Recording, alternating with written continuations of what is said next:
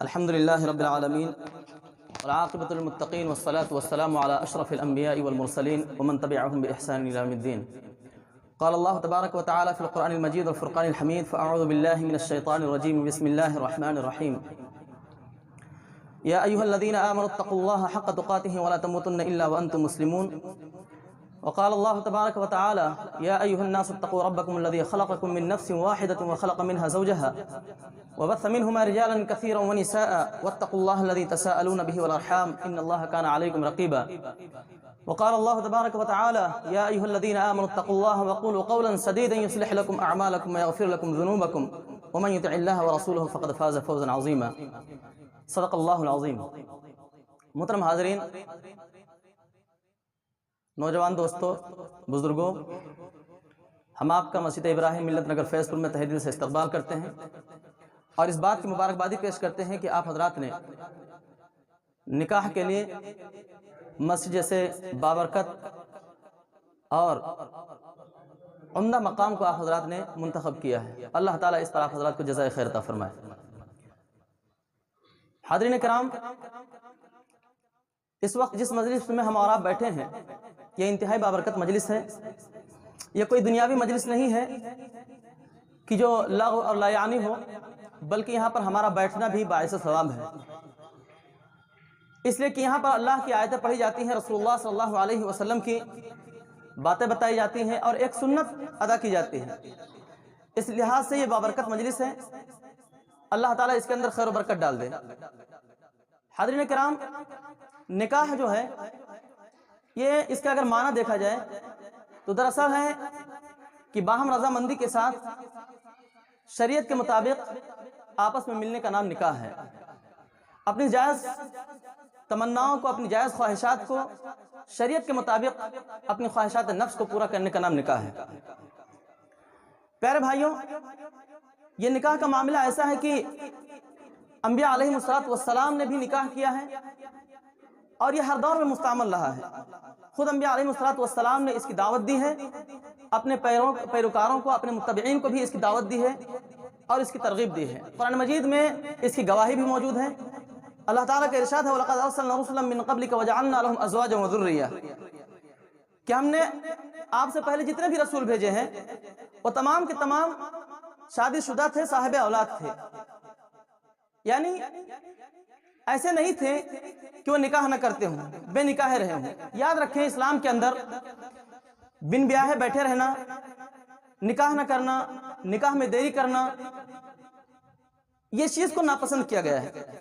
بلکہ قرآن نے اس کی ترغیب دی ہے کہ وَأَنكِحُوا الْأَيَامَ مِنكُمُ الصَّالِحِينَ مِنْ عِبَادِكُمْ وَإِمَائِكُمْ إِن يَكُونُوا فُقَرَاءَ يُغْنِهِمُ اللَّهُ مِن فَضْلِهِ کہ اس کی ترغیب دیتے ہوئے کہا کہ جو تم میں بے نکاح بیٹھے ہوں ان کے نکاح کا بندوبست کرو.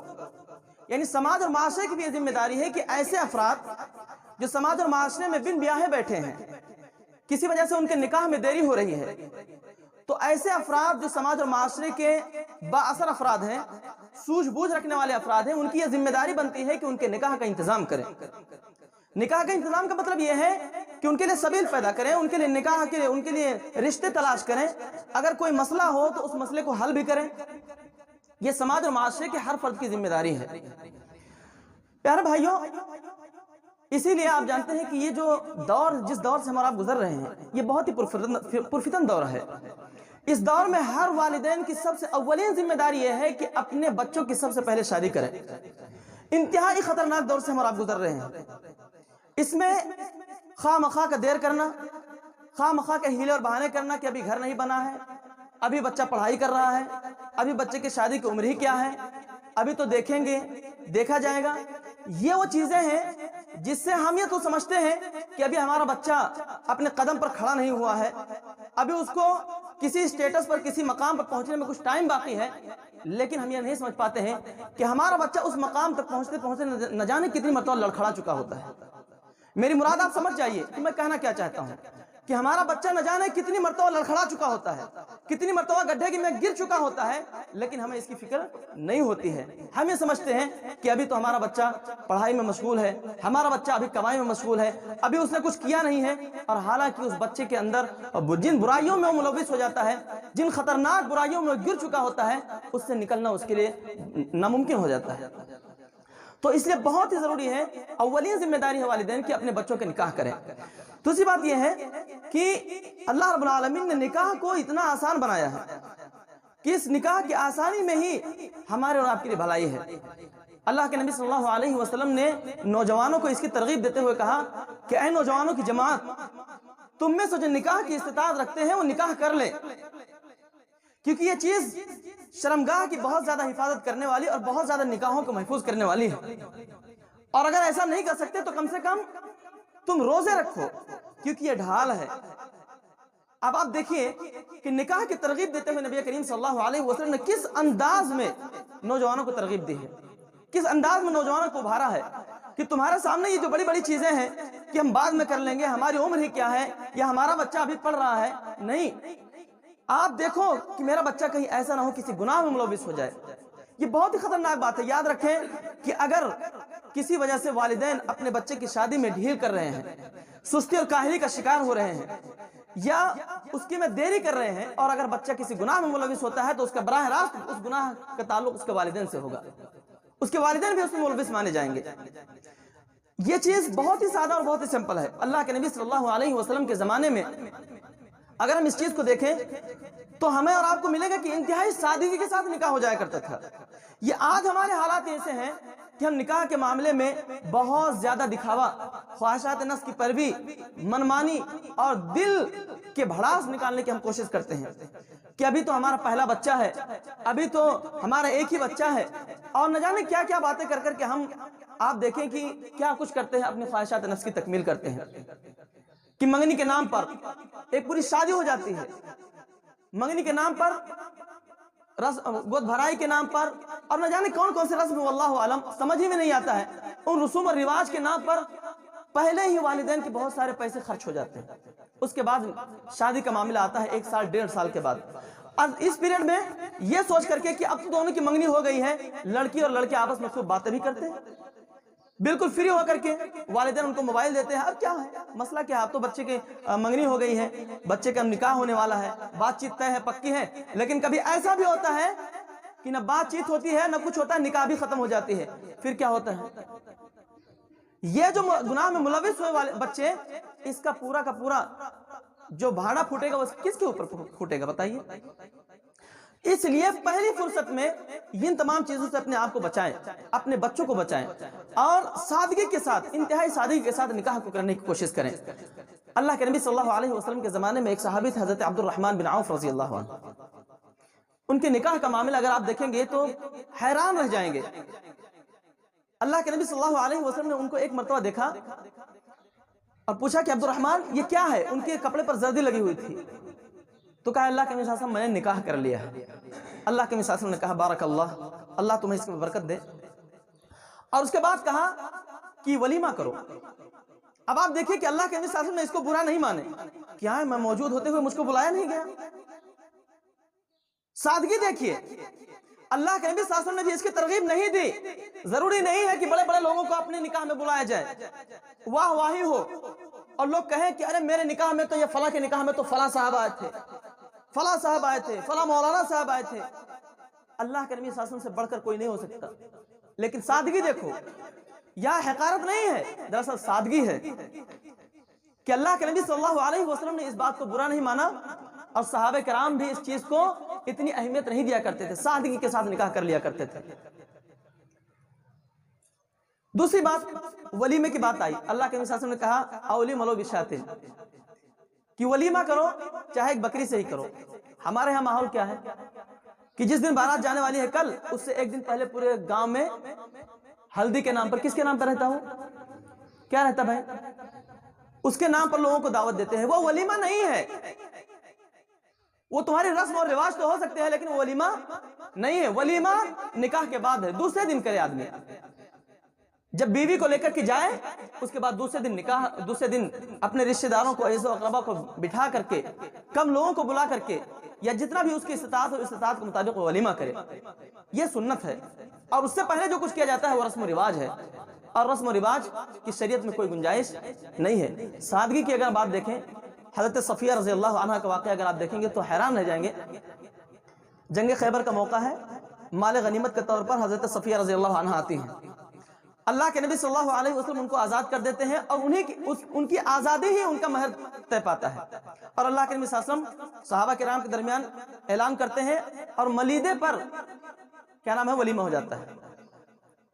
اگر سادگی کی بات دیکھیں تو ایک عورت اللہ کے نبی صلی اللہ علیہ وسلم کی بارگاہ میں آتی ہے اور کہتی ہے, اللہ کے نبی صلی اللہ علیہ وسلم میں اپنے آپ کو ہبہ کرتی ہوں آپ کے لیے. اللہ کے نبی صلی اللہ علیہ وسلم خاموش رہتے ہیں.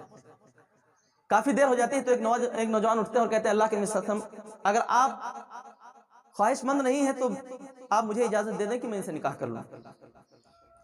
اللہ کے نبی صلی اللہ علیہ وسلم نے پوچھا, تمہارے پاس ان کو مہر دینے کے لیے کیا ہے؟ انہوں نے کہا, اللہ کے نبی صلی اللہ علیہ وسلم میرے پاس تو کچھ بھی نہیں ہے. کہا کچھ تو ہو؟ تو کہا میرے پاس ایک تہبند ہے, لنگی جس کو ہم بولتے ہیں اپنی زبان میں. اللہ کے نبی صلی اللہ علیہ وسلم نے کہا کہ اگر تم تہبند اس کو دے دو گے تو تمہارے پاس کچھ نہیں بچے گا, اس کے علاوہ کچھ اور سوچو کیا ہے تمہارے پاس. کہا کچھ بھی نہیں ہے. کہا لوہے کی کوئی انگوٹھی بھی نہیں ہے؟ کہا نہیں. اللہ کے نبی صلی اللہ علیہ وسلم نے کہا اچھا ٹھیک ہے, ایک بات بتاؤ, تم نے کچھ قرآن کو حفظ کیا ہے؟ تو انہوں نے کہا ہاں مجھے فلاں فلاں فلاں صورتیں یاد ہیں. اللہ کے نبی صلی اللہ علیہ وسلم نے کہا جاؤ, میں نے تمہارا نکاح فلاں فلاں صورتوں کے عوض میں کر دیا مہر کے طور پر. یعنی تم نے اس سورہ کے ذریعے سے کیا کرنا, ان کو یاد کرا دینا, یہ تمہاری مہر ہے. یہ سادگی ہے بھائیو. لیکن آج ہمارے یہاں کیا ہو رہا ہے, ہم اس چیز کو ختم نہیں کرنا چاہتے. اصل میں ہم یہ چیزیں سنتے بھی ہیں, جانتے بھی ہیں, لیکن خواہشات نفس پر, ارمانوں کے نام پر بیوی نہیں مانے گی, پڑوس والے نہیں مانیں گے, محلے والے نہیں مانیں گے, رشتہ دار نہیں مانیں گے, ان کی خواہشات پر ہم اپنا سب کچھ قربان کر دیتے ہیں, اور یہ بھول جاتے ہیں کہ ان تمام چیزوں میں اللہ رب العالمین ناراض ہو رہا ہے. ان تمام چیزوں میں رسول اللہ صلی اللہ علیہ وسلم کی سنتیں پامال ہو رہی ہیں. ان چیزوں کو ہم دوسری چیز ایک بات میرے ذہن میں ابھی آئی ہے نکاح مہر کے تعلق سے. دیکھیے پیارے بھائیوں, میں اس مجلس کو لے کر کے نہیں بات کر رہا ہوں, ایک عمومی بات کر رہا ہوں کہ مہر کے تعلق سے ہمارے یہاں کا جو معاملہ ہے وہ یہ کہ بھائی 5,000 روپیہ باندھ دیتے ہیں, 2,000 روپیہ باندھ دیتے ہیں, اور دلیل کیا دیتے ہیں, بھائی لڑکے کی ابھی حیثیت نہیں ہے.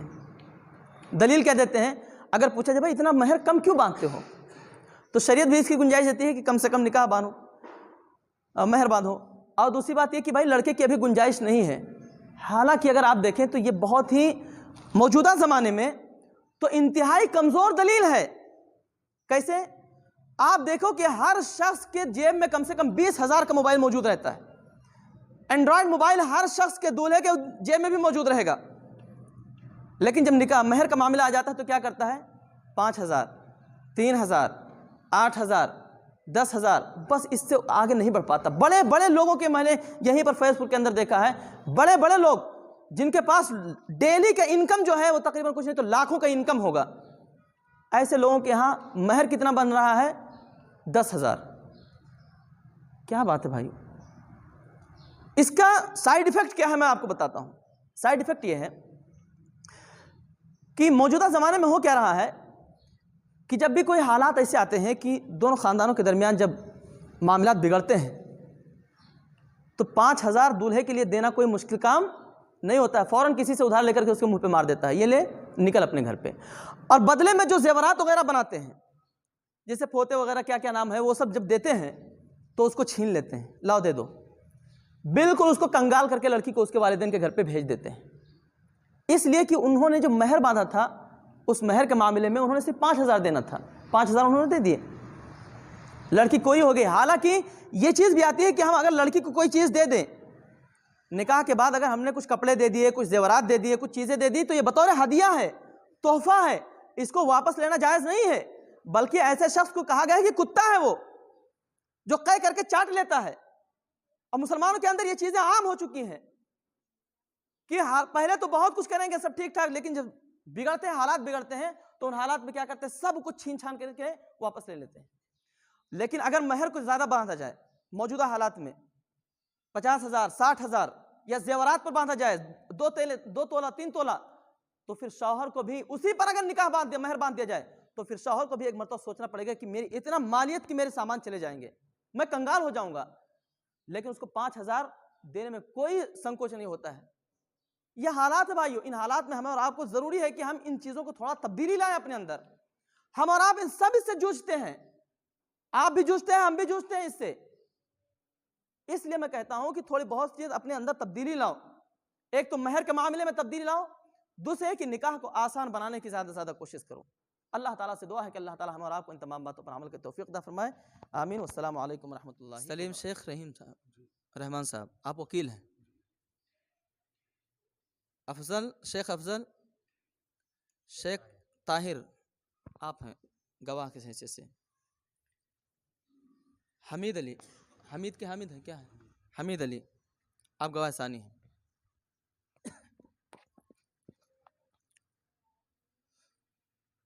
شیخ فیروز صاحب کی دختر نیک اختر نازمین بی کو